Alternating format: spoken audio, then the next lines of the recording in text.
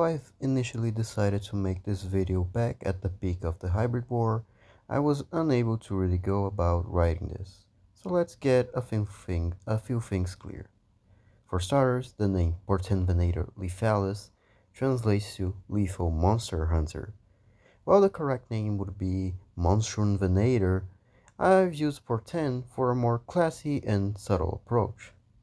Another thing that I should add is that the weight of my hybrid is a detail that I unfortunately exaggerated by accident.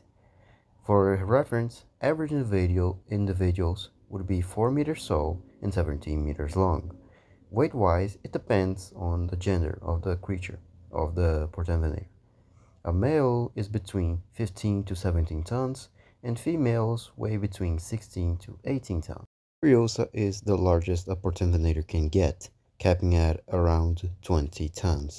And for her genome, we have the base genome of a Giganotosaurus, providing the base body frame and brain anatomy. T-Rex for senses, muscle mass, hip design for agility, the back of the teeth, and a reinforced skull. In order for the Portenvenator to get these sizes, I've added the Shantungosaurus in order to support the new weight. That's why she is relatively short, only being 4 meters tall, in order to give her a lower center of gravity in order to guarantee that she isn't easily knocked down. As for armor or overall defenses, I've added Edmontania, a notosaurid that adds multiple layers of protective tissue throughout a good portion of her body. And against the Indom 2.0 Venom, I've added the largest crocodilomorphs of all time, Deinosuchus. Crocodilians are already very impressive in terms of poison resistance.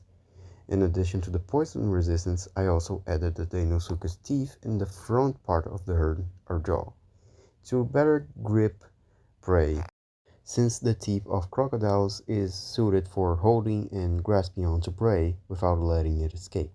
The last two additions, Macrophorax and Eremotherium, both contribute to her front limbs. Maip contributes by giving her stronger muscles for her arm and sharper claws made for slashing. Eremotherium was also chosen to further solidify that she should use her arms in combat, and not only is it enforces her strength, it also increases the durability of the claws. They are hypercarnivores who spend most of their time alone. However, once they find a mate, they mate for life and become basically pack animals. The males are usually the ones who lead the charge, while the females are the ones who take down the heavier and larger prey. These creatures are so much larger than even a real-life T-Rex. Even the males, who are on the short end of the stick in terms of size, would absolutely maul a T-Rex with a relative ease. And that's it for part 1. The part 2 will discuss a more extensive part of their life, what animals they hunt, how they live, and how they die.